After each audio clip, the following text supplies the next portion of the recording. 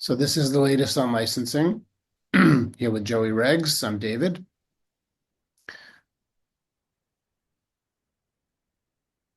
This is a legal disclaimer.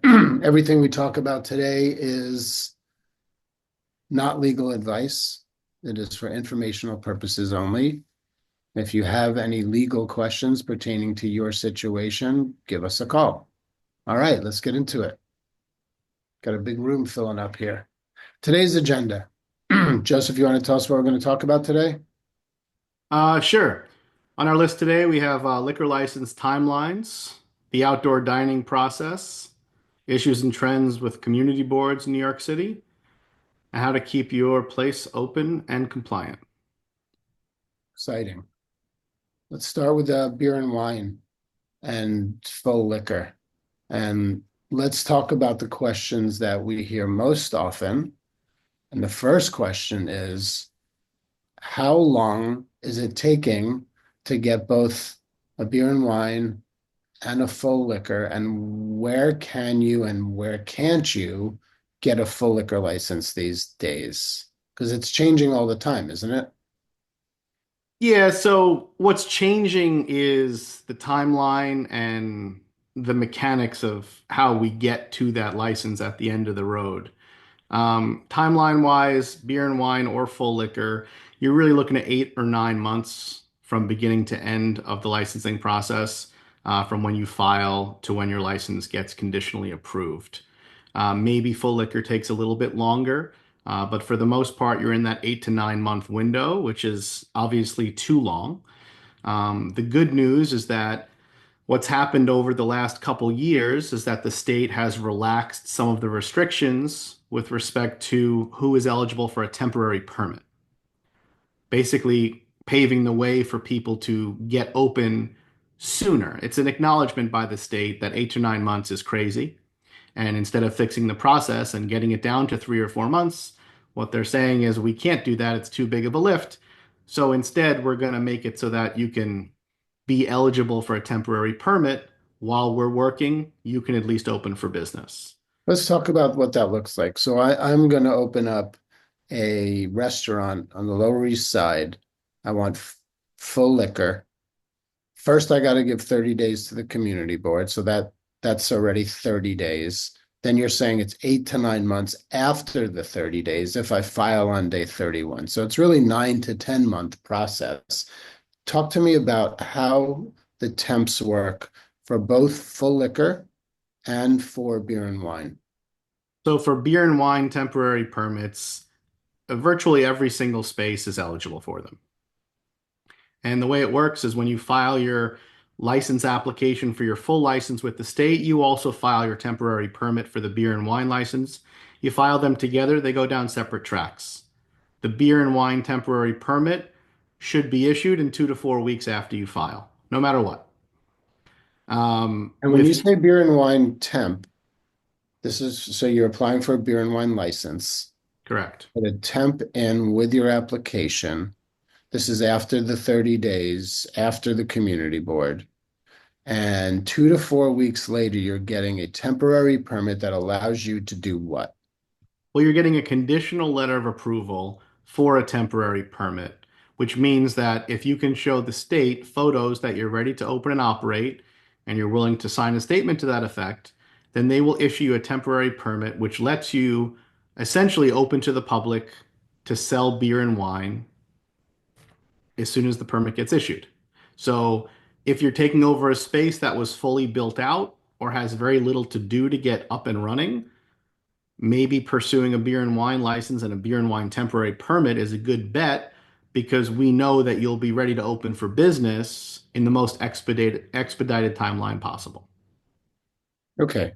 So 2 to 4 weeks, you'll get some kind of a conditional approval. You show them you're ready to go. You show them photos. You get a license, a temporary license that allows you to open until what time? Well, so it's interesting. These temporary permits are unrestricted. Now, you do have to go to the community board and have a conversation about hours of operation for the underlying permanent license. And that license will have opening and closing hours on it.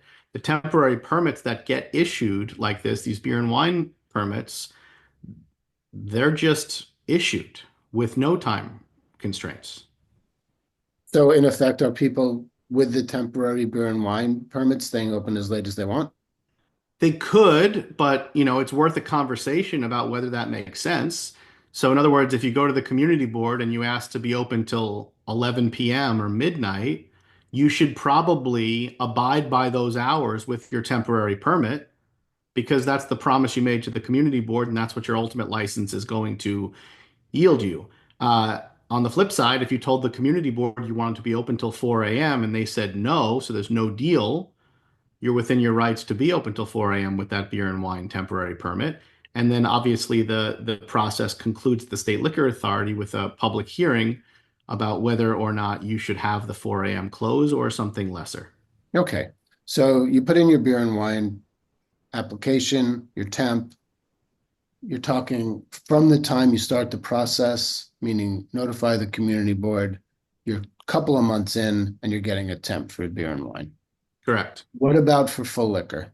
Full liquor is a little bit different. While with some of the more recent rule relaxing, virtually every space, as long as it qualifies for a full liquor license to begin with, is technically eligible for a full liquor temporary permit. Those come with restrictions. So the temporary permit for full liquor requires a community board approval.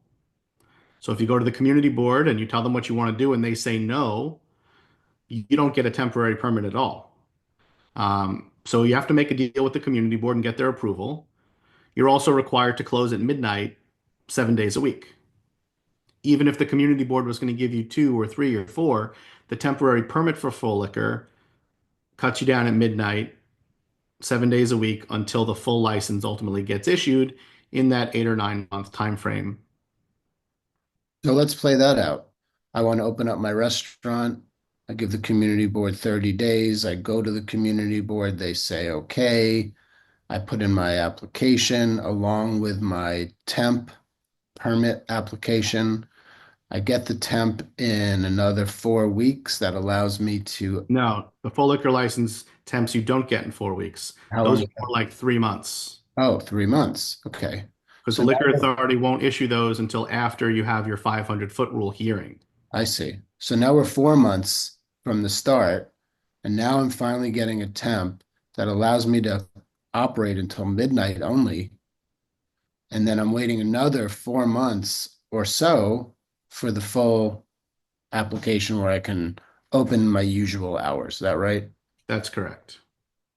And are our clients okay with that? Are we finding that our clients are opening with the temp, or are they waiting for the full license so they can open later? And is it affecting people's business to have to change their hours 3, 4 months into being open and saying, now we're not open till 12, now we're open till 2?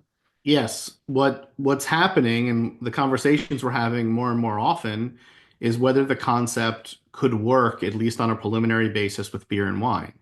Because if it could, there's value in opening up with the sort of unrestricted nature of the beer and wine temporary permits, where you get them quicker, you're able to stay open later, you wait till you get your full license, and then you just seek an upgrade thereafter. Either that or our clients are more likely to find a space that is currently licensed where they can execute an asset purchase agreement with an existing tenant and licensee and then transfer the liquor license that way. So even though this process with respect to the new temporary permits is sort of a novel one here in New York City, the asset purchase process where you're transferring a license is still the same. And if you pursue that avenue, you're able to get the exact same stipulations that the prior operator had, and you get it within a couple of weeks after you file, regardless of what the community board says, regardless of what type of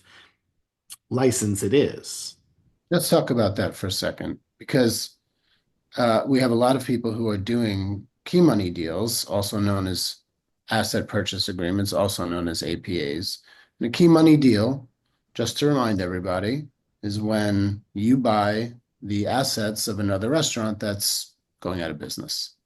And you take over the lease with a lease assignment, you enter into an APA, and the deal is always contingent upon two things, which is getting a new lease or an assignment of the lease, and also a community board contingency that says that you will get either the hours that you want or certain specified hours.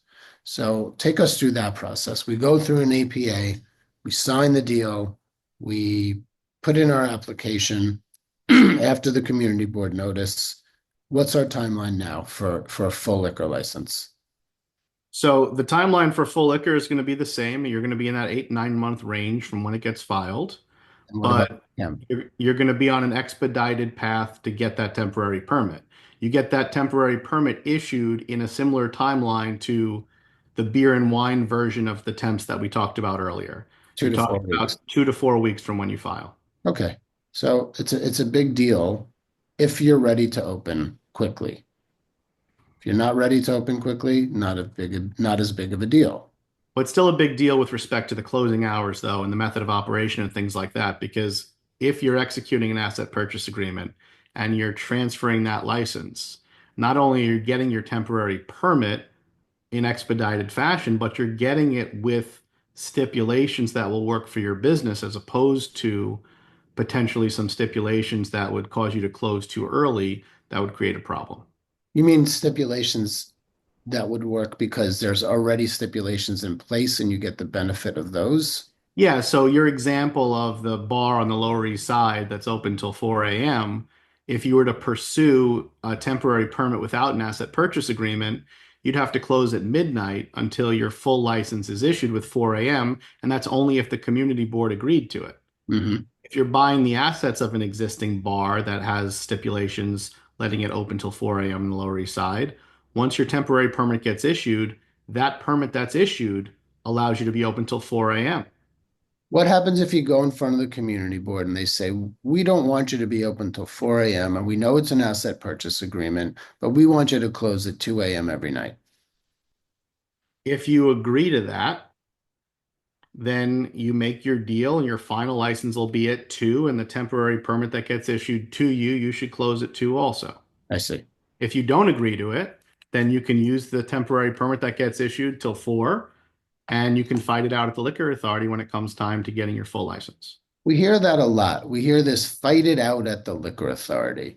Can you explain what that means? My understanding is that if you go in front of the community board and they ask you to close at a certain hour as a stipulation and other things, and you disagree, that you have the ability to go to the full board of the state liquor authority and plead your case. And ultimately they decide, right? Correct. What are the odds of, in a couple of different scenarios, winning at the state liquor authority? For example, 4 a.m. liquor license, we do an asset purchase. It was been licensed for 10 years at 4 a.m. Community board says, no chance. We want you to be 2 a.m. across the board. We say, no, we're not going to agree to that. We're going to go to the state liquor authority and roll the dice there. How much does the state liquor authority give credence to the fact that there's been a license in place at certain hours? So they're going to give credence to the fact that the license has been there for a certain number of years with certain closing hours. They're also going to give some credence to the fact that it's an asset purchase agreement. It's going to take 8 or 9 months to get there. So presumably the buyer in this instance will be in business and operating by that time. So they're going to look at their track record. But more than just what the community board says, the state liquor authority is going to pay attention to why they're saying it. So if the community board says, we want it to close at 2 because that's our new policy, it's not a really strong argument, and the liquor authority is likely to give you what you want. If they say we're going to close it at 2 because this place has been a problem since the day it opened, and the person going into the space has also been a problem in our community, and we don't want, that combination at 4 a.m., then that's something the liquor authority is going to look at a little bit differently, and you're less likely to succeed. So it really depends on the why. What's the worst that can happen? Let's just use the same example, the 4 a.m. person. Community board says we want two. They say we want to roll the dice. You go in front of the state liquor authority. They say, actually, you know what? We don't want to give you four. What's the worst that happens? Do you get the steps that the community board said you would get? 9 times out of 10, yes. The Mhm. worst that can happen is that the liquor authority just denies you outright. For that to happen, it would have to be a pretty extreme situation. But for the most part, 9 times out of 10, you're going to get saddled with the stipulations that were proposed by the community board. And so why wouldn't you roll the dice in that case?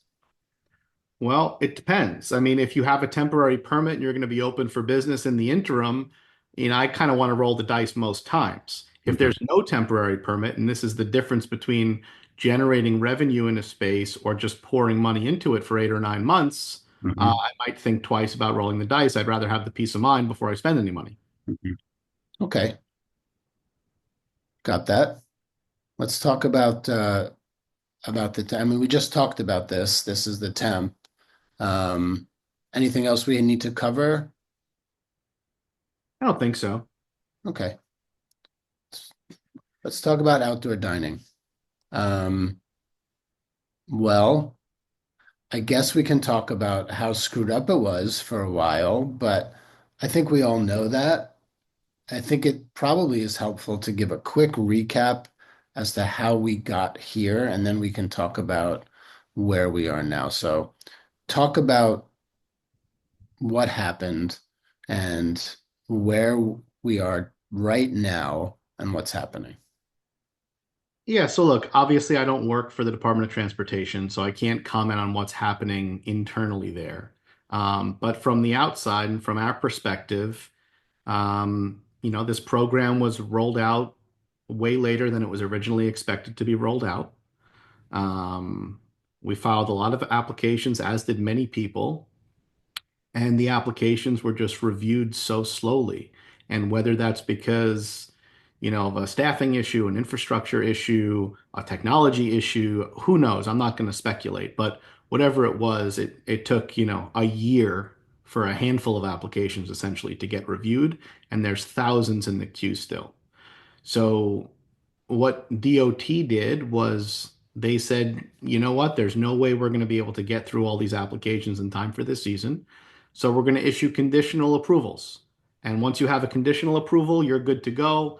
And then we'll take as much time as we need to get through the rest of the application, but at least people can be open in the interim. And I Let, think let me let me ask a question about that. So when you say they say here's a conditional approval, it means you're conditionally approved to build your outdoor structure and to seat people and serve. Is that right? yes, if you receive a conditional approval, you get the city the few items they request, and then you are good to go from their perspective. And I think from their perspective, they felt that this program was going to solve the problem. It didn't because the state liquor authority has a process as well for operators to extend liquor service into the outdoor space. And most operators don't really want to just serve food outside because they make no money that way. So now the liquor authority was looking at this and saying, okay, the DOT solved their problem for the slow review, but they've sort of created a bigger mess in a way because the liquor authority's process to license the outdoor spaces for alcohol service was supposed to kick off based on DOT approvals.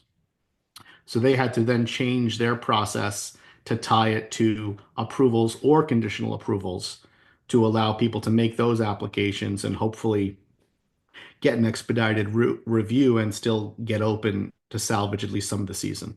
So where are we now? Where you need an approval from DOT, a conditional approval will do, and then you can take that conditional approval and apply to the state liquor authority. What kind of application is that? So it's an abbreviated alteration application, which, the first step is you have to notify your community board again, and then they're going to potentially call you in. And then you file your abbreviated alteration application with the state liquor authority.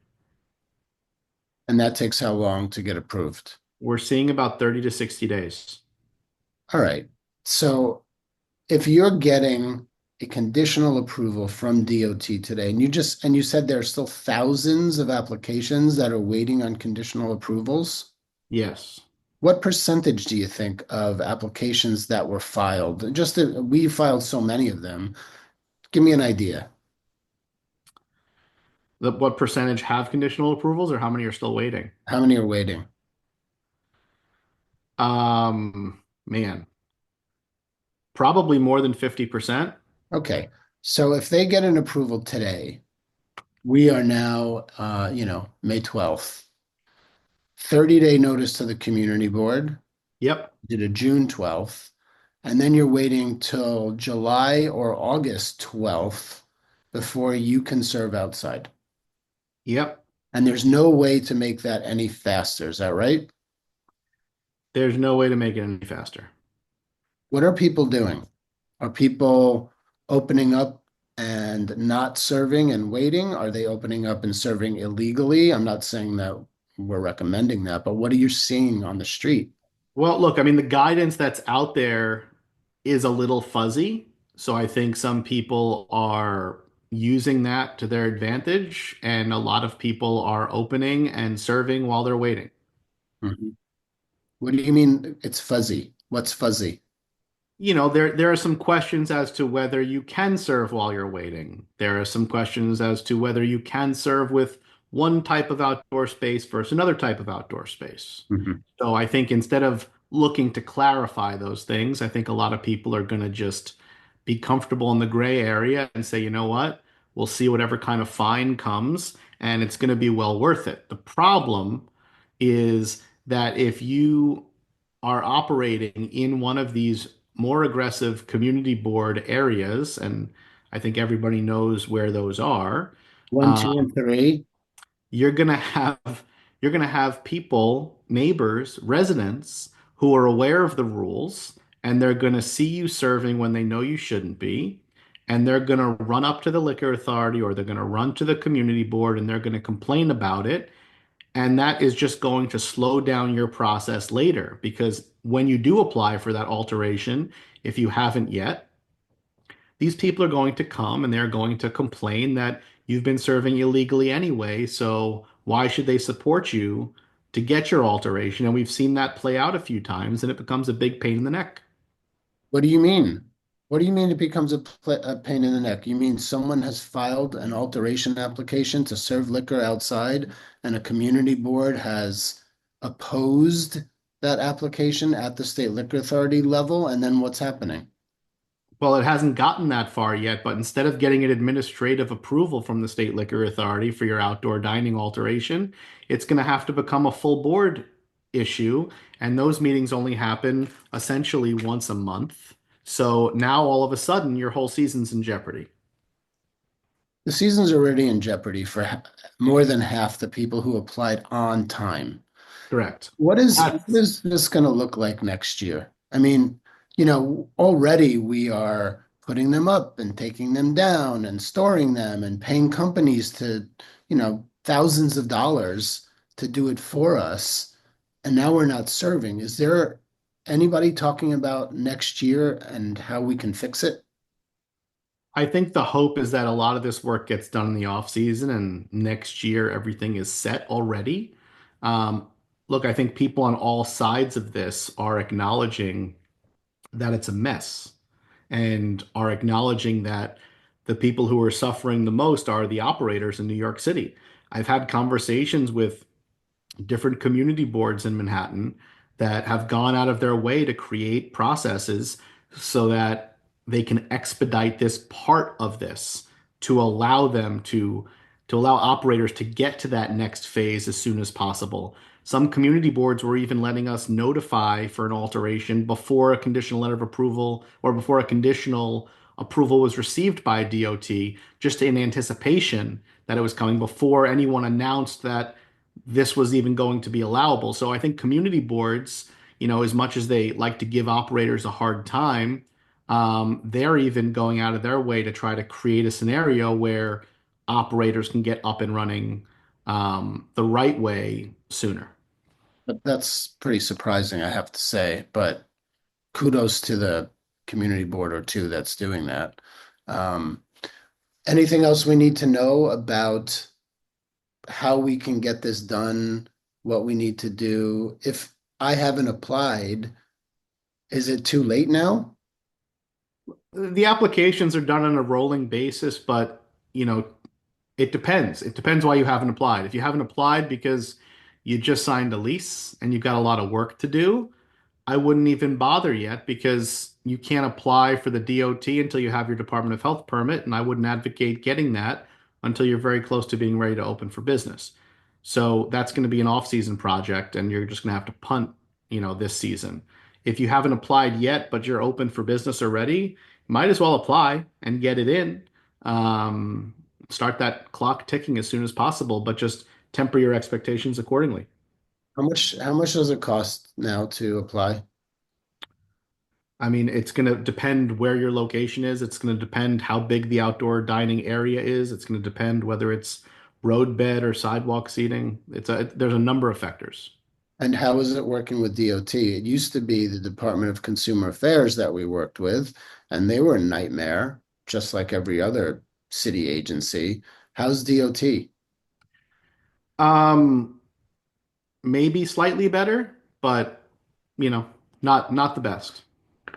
I mean, they're sitting on all these applications. How much better can they be? Yeah, I mean, I don't really know. I mean, it's DCA was a mess. This is not quite as bad, but still not great. But slow. Very It's slow. slow. Okay. Yes. All right. What's next? What's the good news, Joseph Regs? Well, look, I mean, the program itself is a better program. It is a much broader program, so more people are going to be eligible for outdoor dining opportunities than were previously under the DCA's version of this. So that's better. Sidewalk seating will be year round. The road bed will just be seasonal. We have road bed now. We never had road bed before. So all those are positive things. Has The anything changed in the sidewalk seating scheme? They used to have enclosed and unenclosed and all these different variations. Is that with DOT? Is it the same still? So right now there's no enclosed. There's just the roadbed seating, which is sort of a different thing. But there's still the regular sidewalk cafes, and they don't call them small sidewalk cafes anymore, but it's the same idea. Okay.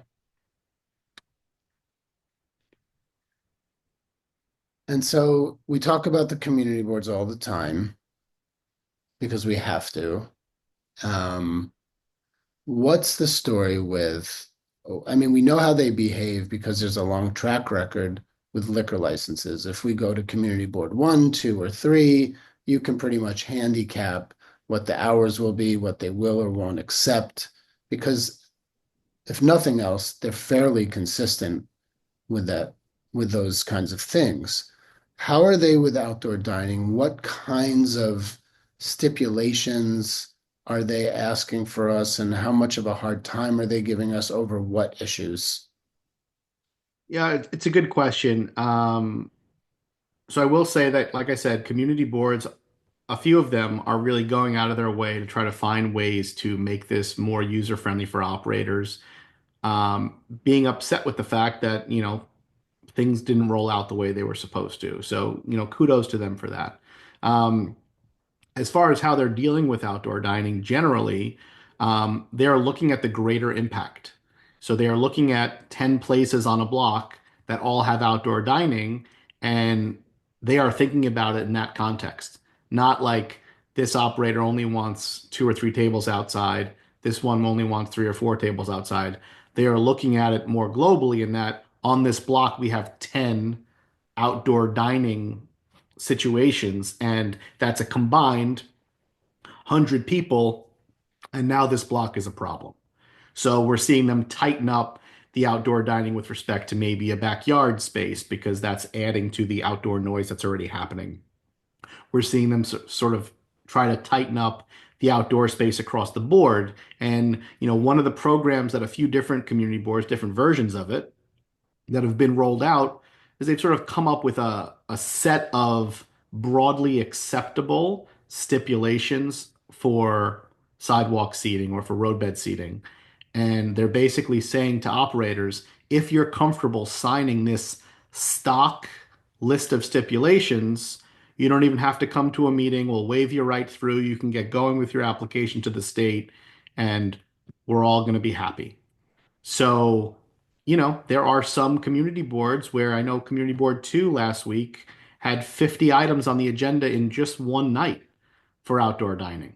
So, if everyone wants to participate in these like boilerplate stipulations, then they can all get waved through and they can all move on with their lives. If they don't, then they have to go to the hearing, they have to fight it out, and they have to try to argue for more. And that becomes a sticking point and could wind up delaying their ability to get anything for another month, 2 months, 3 months, whatever it is. So, what are they doing? Most community boards are asking for outdoor dining to end at 10 p.m., which is, you know, it's early, but that's their ask for the concession of you don't have to come to a meeting. You can go and move on and get your thing properly permitted ASAP. And I think the community board's well aware of the fact that most of these operators who agree to the 10 p.m. are planning to come back in the off season to try to up that to 11 or 12 before next season. What does 10 p.m. mean? Does that mean stop serving at 10 p.m. or everybody out? Everybody out. So how do you do that? You got to stop serving it at 9. Yep. That's what I said early. And so if you don't agree to that, then you go in front of the community board, you go through that gauntlet, and you're asking for 11. They say no, then you're back in front of the state liquor authority again. Correct. And you got to wait in the queue to get there. Jesus. So you're pretty much stuck with 10. So is everybody closing at 10 o'clock around the city? Every community board is slightly different with their process. Some don't call you in at all. They don't want to get involved. They think everything's such a mess. They don't want to jump into the fray and be part of it. So they're not even commenting on these. Others are being more aggressive and they're not even offering something like this. They're Hmm. saying everyone has to come and talk to us. Nightmare. Nightmare. Nightmare. Nightmare number 10 with Yeah. the state liquor authority and community boards. Okay, good explanation. Let's talk about some other interesting developments. Every time I pick up the phone, it seems someone's saying, I've got a great idea for a private club. It's going to be just Yahtzee players. It's going to be just cigars. It's going to be just something else. And we're becoming, I don't know, London. It's just every club, there's just private clubs all around the city. What's the story with private clubs? Is it even a thing? Yeah, it's a thing. It's a trend. A lot of people are doing them, as you mentioned. The states from a licensing perspective, it's really clumsy to even get there. And I'm not going to really talk about how to set them up on this webinar, but um, it's clumsy to get there. And what we're finding now is with community boards, community boards are supposed to do their part in determining public benefit. And what I'm hearing more and more frequently is that community boards are saying, okay, great, you're opening a private club. What's the public benefit to that private club you're opening? How does that help the community? What are you doing that is going to translate to public benefit by this private members only place you're looking to open? Well, And that's a tough question to ask. talk to me about Right. what is a private club? Is a private club simply a club that's not open to the public, where members are allowed only and no one from the public is allowed? Correct. Correct. No one from the public can enter ever unless they're a guest of a member.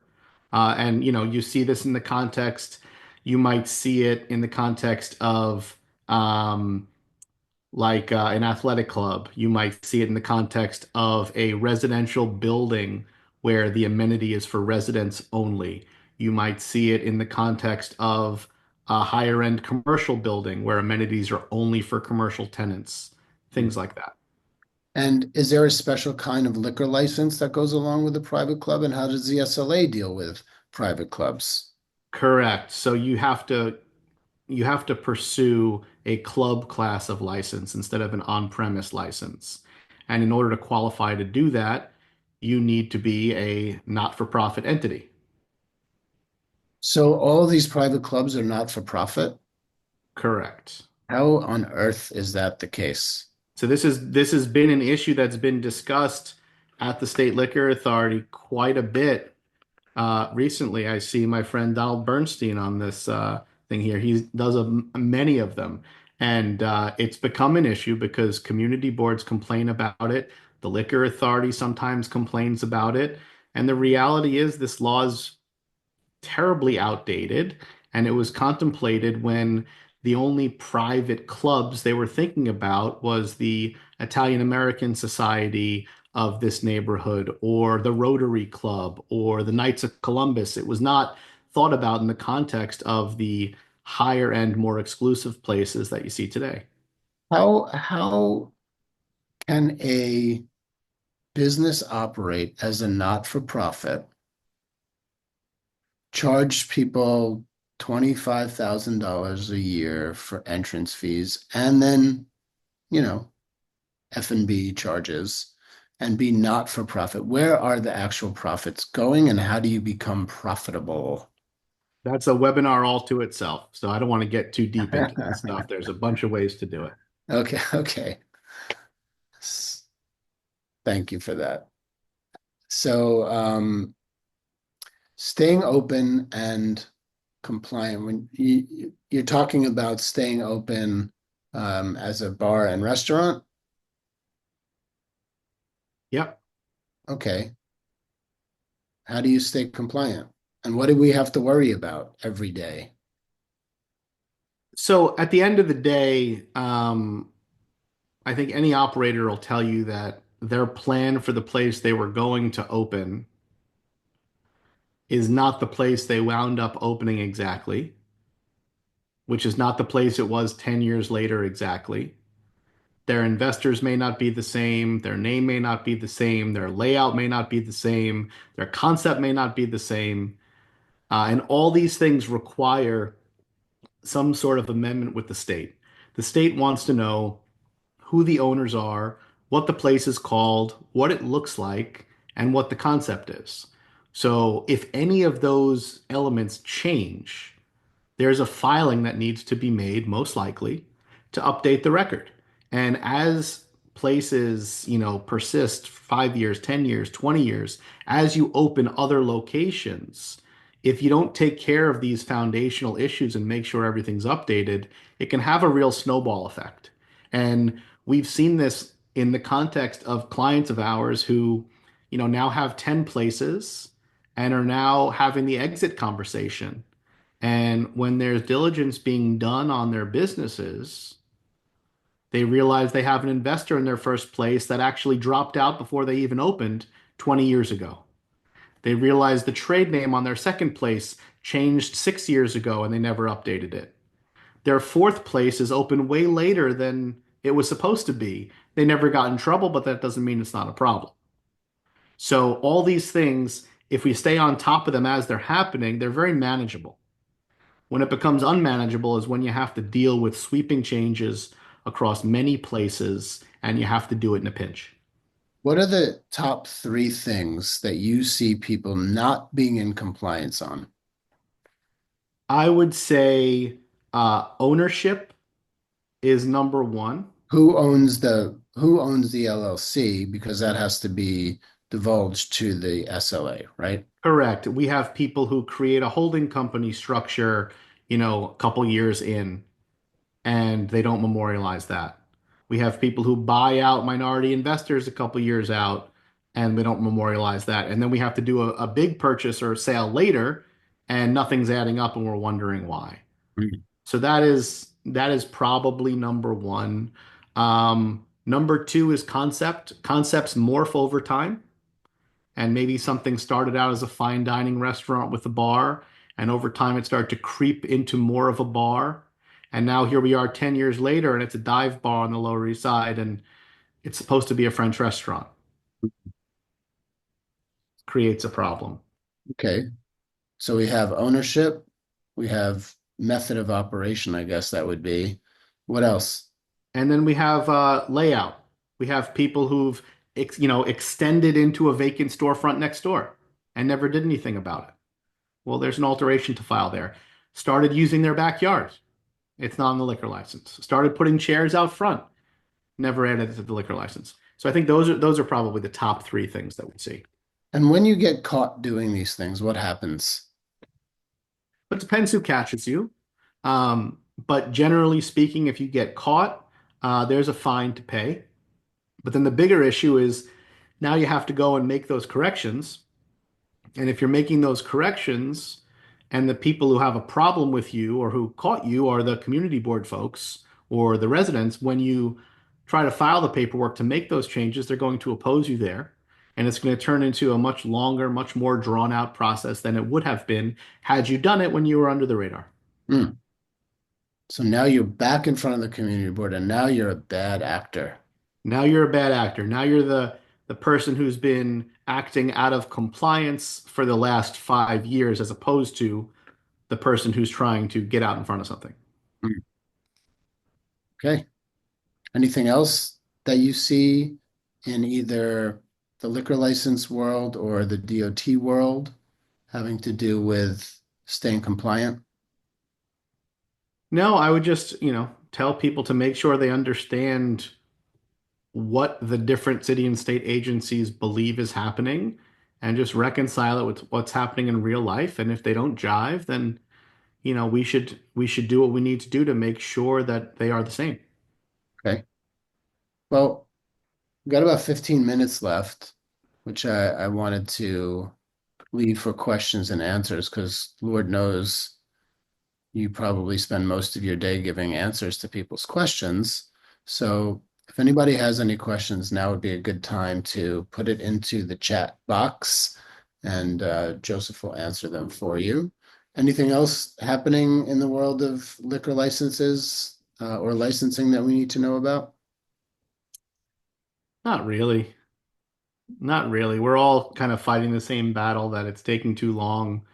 Everything's a pain in the neck. The liquor authorities hired a bunch of new personnel and they're going through their own growing pains, and that's creating problems and mistakes that we have to scramble to fix. And, you know, it's a huge pain in the neck, but hopefully it's headed in the right direction.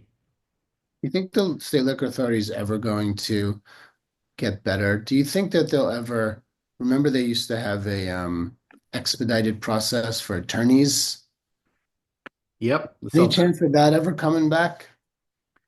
they've talked about it once or twice, but probably not. People abused it, and not the people who, you know, should be using it. What wound up happening is all these lawyers who never filed a liquor license application in their life got involved, were charging exorbitant amounts of money to put in applications, and they didn't know what they were doing.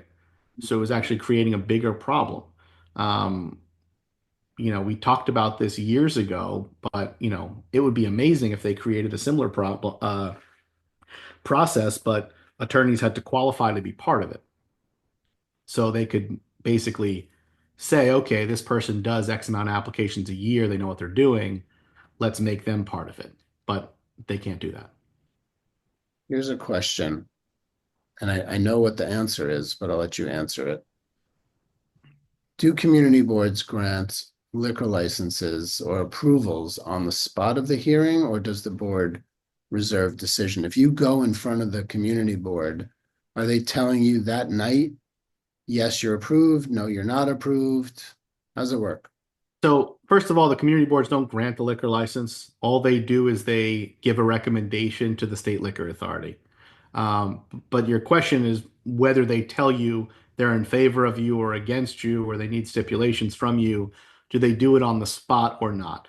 They're supposed to do it on the spot. Most do it on the spot. Some do have a meeting where you get a pretty good indication of what's going to happen, but then they enter into some sort of like private committee discussion many hours later. But most of them do it on the spot. Who doesn't do it on? Who does that little mini private discussion? Two? Manhattan Community Board too does a mini committee discussion at the end of every meeting. Okay. Here's another question for you. Are license upgrades after year one from wine tavern beer and wine up to a full liquor license granted at a higher rate or ease than the APA route of achieving liquor license approval, or is the granting of a new liquor license just that rare? So, a couple things here.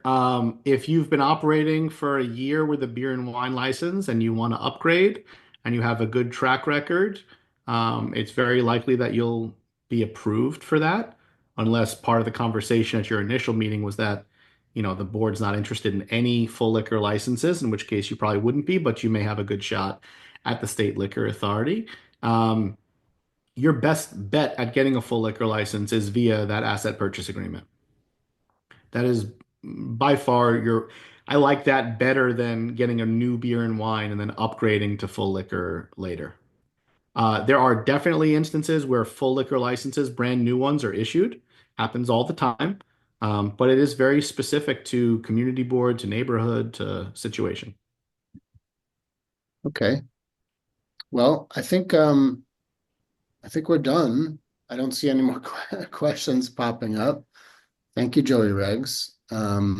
What's anything happening in the future? Are we waiting on anything?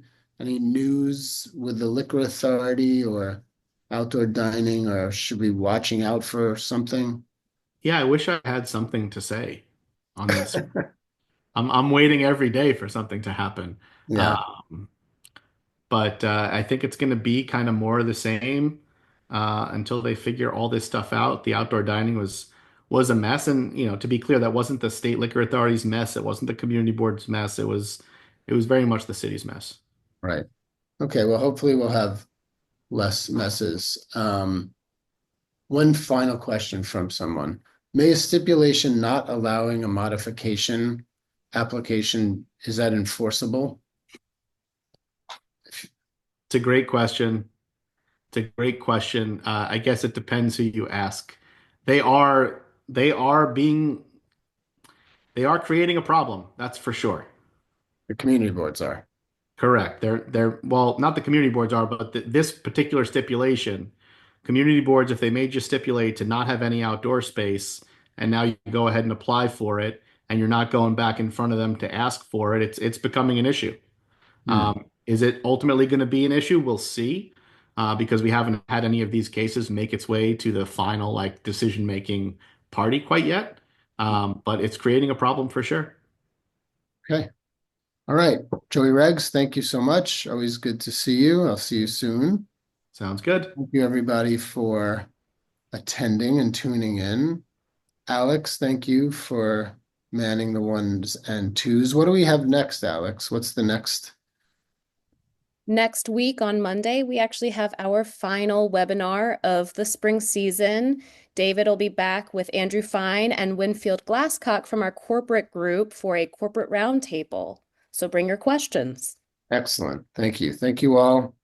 Enjoy the day, and we'll see you soon. Take care.